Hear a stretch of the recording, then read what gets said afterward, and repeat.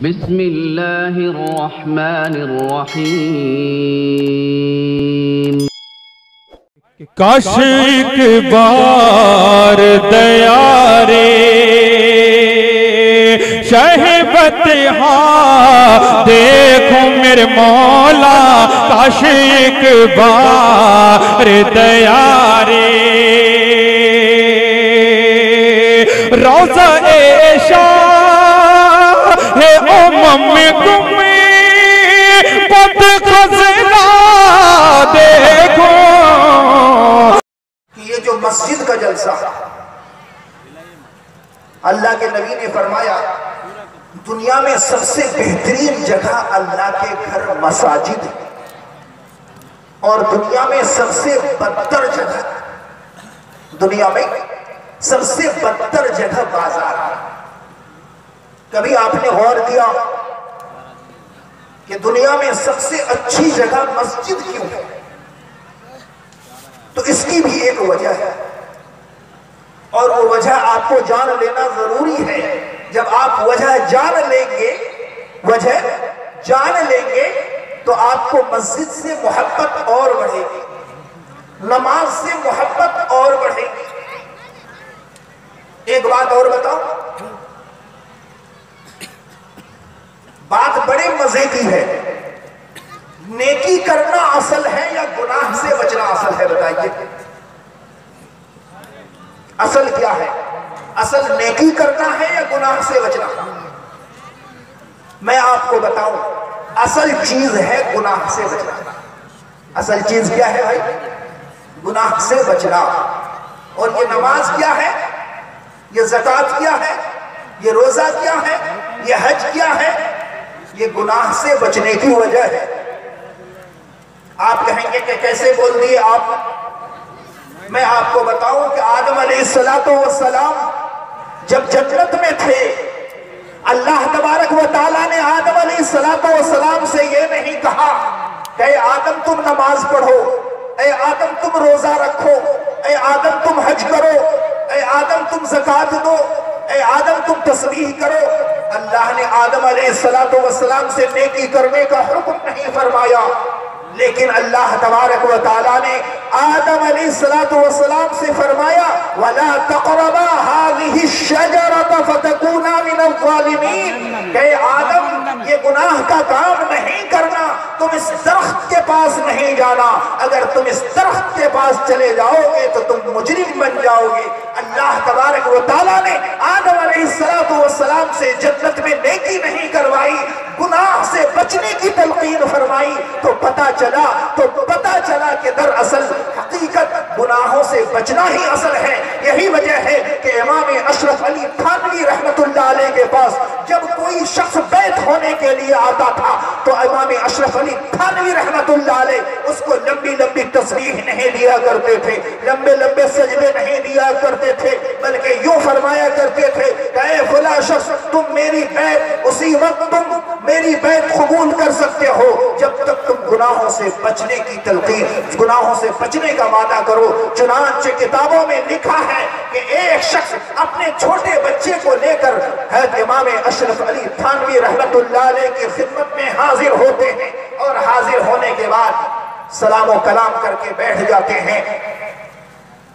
مولانا اشرف علی تھانوی رحمت اللہ علیہ ان سے سوال کرتے ہیں کہ تم میرے خلیفے ہو, ذرا یہ تو بتاؤ کہ یہ بچہ جو تمہارے ساتھ آیا ہے اس بچے کا تم نے ٹرین کا ٹکٹ لیا تھا کہ نہیں لیا تھا؟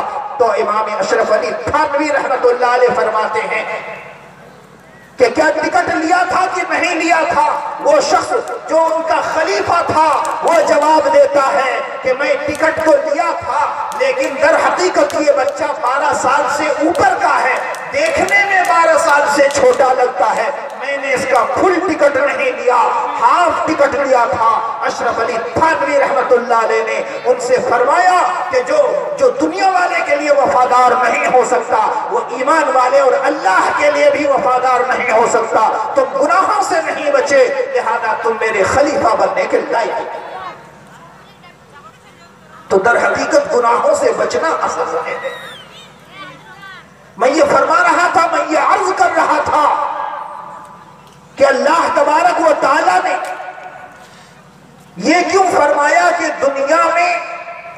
مساجد سب سے بہترین جگہ ہے، اس کی بھی ایک وجہ ہے۔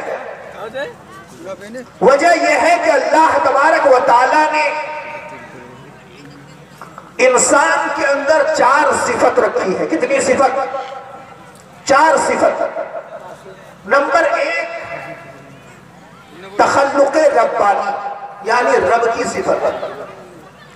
نمبر 2 تخلق شیطانی، یعنی شیطان کی صفت۔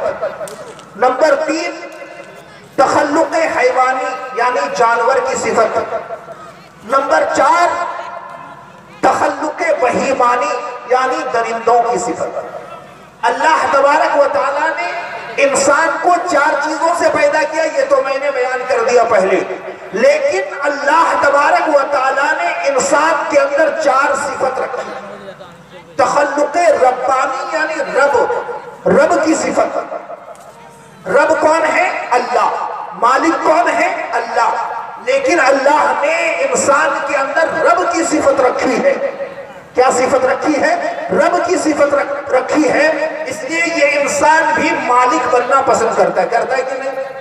ہر انسان یہ چاہتا ہے کہ میں مالک بن جاؤں، کوئی گھر کا مالک، کوئی وارڈ کا مالک، کوئی پنچایت کا مالک، کوئی اسمبلی کا مالک، کوئی ضلع کا مالک۔ ہر انسان مالک بننا پسند کرتا ہے۔ ہر انسان چاہتا ہے کہ میں مالک بنوں، میں مرل بنوں، میں مکھیا بنوں، میں ممبر بنوں، میں ایم ایل اے بنوں، میں ایم پی بنوں۔ ہر انسان مالک بننا پسند کرتا ہے۔ کیوں؟ اس لیے کہ اللہ تبارک و تعالیٰ نے اس کے اندر مالک کی صفت رکھی ہے، یعنی تخلق ربانی رکھی ہے۔ اسی طرح اللہ تبارک و تعالیٰ نے ایک انسان کے اندر ایک دوسری صفت بھی رکھی ہے، وہ صفت شیطان کی صفت ہے۔ کون سی؟ شیطان کی صفت۔ یہی وجہ ہے کہ انسان کے اندر شیطانی صفت ہے۔ ہم اور آپ بات چیت میں بھی بول دیتے ہیں کہ اس انسان کا عمل شیطان جیسا ہے۔ شیطان کا کیا کام ہے بھائی؟ شیطان کا کام ہے دھوکہ دینا، شیطان کا کام ہے مکر و فریب کرنا۔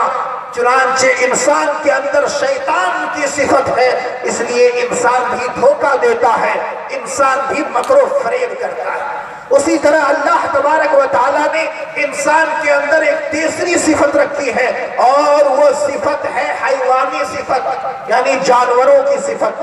اور جانور کے بارے میں آپ جانتے ہیں کہ جس جانور کے گلے میں رسی نہ ڈالی جائے اور کھوٹے سے اس کو باندھ نہ دیا جائے تو وہ جانور ایک کھیت سے دوسرے کھیت، دوسرے کھیت سے تیسرے کھیت، تیسرے کھیت سے چوتھے کھیت میں جائے گا، یعنی اس جانور کے اندر لالچ کی صفت ہے۔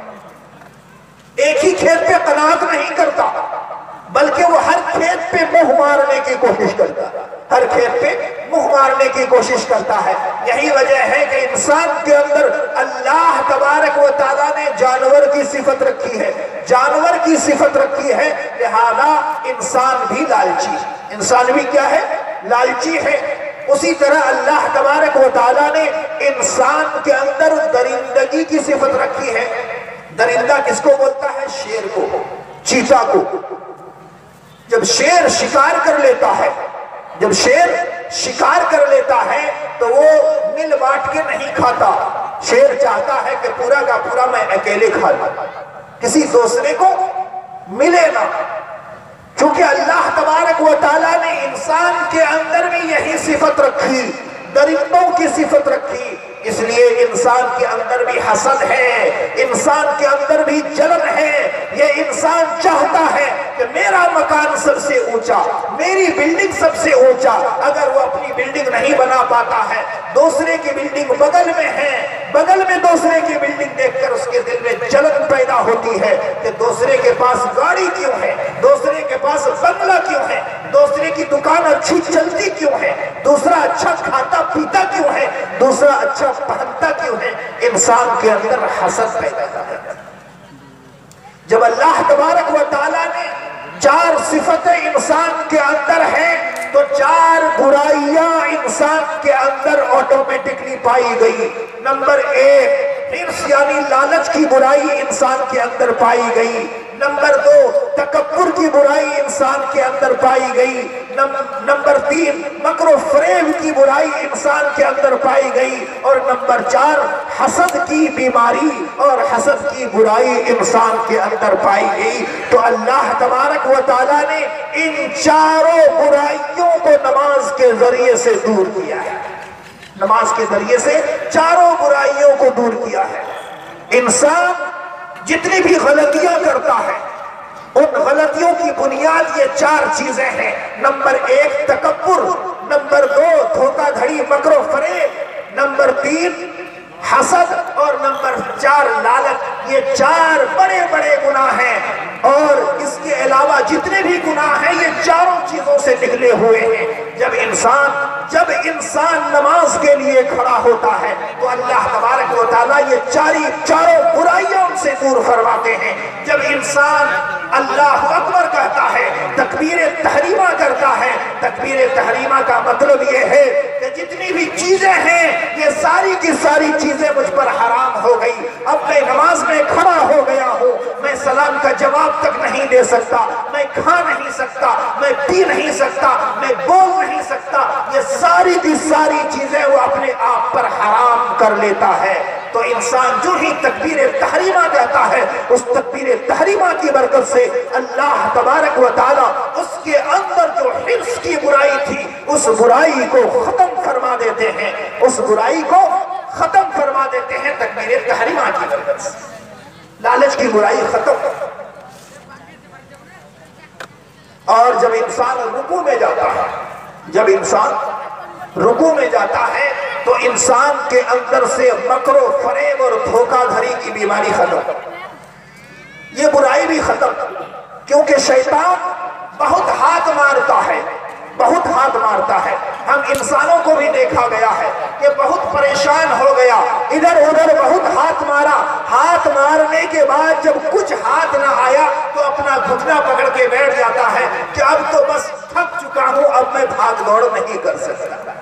तो जब इंसान रुकू में चले जाता है तो रुकू में चले जाने की वजह से अल्लाह तबारक व तआला उसके अंदर जो शैतानी सिफत थी, उस शैतानी सिफत यानी मक्र फरेब को भी दूर फरमा देते हैं और उसके अंदर खुलूस लिल्लाहियत पैदा फरमा देते हैं। उसी तरह जब इंसान सजदे में चले जाता है, जब सजदे में चले जाता है तो सजदे की बरकत से अल्लाह तबारक व तआला उसके अंदर जो तकब्बुर की बीमारी थी वो तकब्बुर की बीमारी को भी दूर फरमा देते हैं और उसके अंदर तवाज़ु की बीमारी, तवाज़ु की नेमत से उसको नवाज देते हैं और तकब्बुर की बीमारी उसके अंदर से खत्म हो जाती है।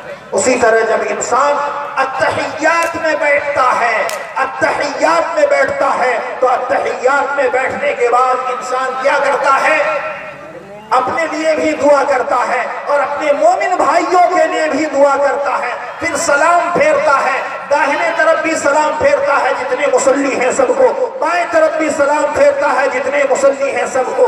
अभी कुछ देर पहले जब वो मस्जिद में नहीं था, नमाज नहीं पढ़ रहा था, अपने भाई से बात नहीं कर रहा था, अपने भाई से लड़ाई झगड़ा था, अपने पड़ोसी से बात नहीं कर रहा था, लेकिन जब तशहुद की हालत में हुआ और वही भाई उसका मस्जिद में नमाज पढ़ रहा है तो उस भाई के लिए दुआ भी कर रहा है और सलाम फेर कर अपने भाई को सलाम भी कर रहा है। तो सलाम की बरकत से और तहियात में बैठने की बरकत से अल्लाह तबारक व तआला उसके अंदर से हसद की बीमारी को खत्म फरमा कर सखावत की नेकी उसके अंदर पैदा फरमा देते हैं। तो ये नमाज एक ऐसी चीज है जिसको पढ़ने से इंसान 4 बीमारियों से निजात पाता है और 4 नेकियां उसके अंदर दाखिल हो जाती हैं और ये नमाज मस्जिदों में अदा की जाती है। इसलिए अल्लाह के नबी सल्लल्लाहु अलैहि वसल्लम ने फरमाया कि खैरुल अमाकिन मसाजिदुहा व शर्रुल अमाकिन अस्वाकुहा,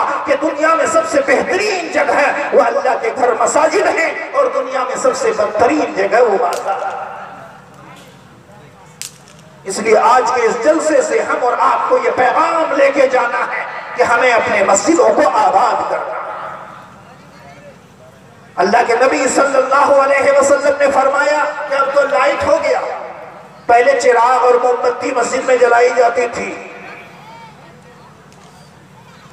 اللہ کے نبی صلی اللہ علیہ وسلم نے فرمایا من اسرج سرجن فی المسجد نور اللہ قبرہ الی یوم القیامہ، کہ جو انسان ایک صرف چراغ مسجد میں جلا دیتا ہے، یعنی مسجد میں روشنی کا انتظام فرما دیتا ہے، اللہ کے نبی کا وعدہ ہے کہ اللہ تبارک و تعالی قیامت تک اس کی قبر کو نور سے منور فرما دیں گے۔ اللہ کے نبی آگے بڑھ کے فرماتے ہیں، کیا فرماتے ہیں؟ اللہ کے نبی آگے بڑھ کے یوں فرماتے ہیں کہ من القا حصیرا فی المسجد کسالہ، مسجد میں چٹائی نہیں ہے، ایک شخص کے دل میں خیال آیا، انہوں نے اپنے ماں باپ کے نام سے مسجد میں چٹائی دے دی، ایک انسان کے دل میں خیال آیا، اس نے مصلی دے دیا، اس نے چٹائی کا انتظام کر دیا، کمبل کا انتظام کر دیا، دری کا انتظام کر دیا، گدے کا انتظام کر دیا، اللہ کے نبی فرماتے ہیں من القا حصیرا فی المسجد کسالہ، کہ جو انسان مسجد کے لیے چٹائی کا انتظام کر دے گا، دری کا انتظام کر دے گا، اللہ تبارک و تعالیٰ کل قیامت کے دن اس کو جنت کا جوڑا پہنائیں گے، جنت کا جوڑا۔ ہم اور آپ کو جنت کا جوڑا نہیں پڑھنا،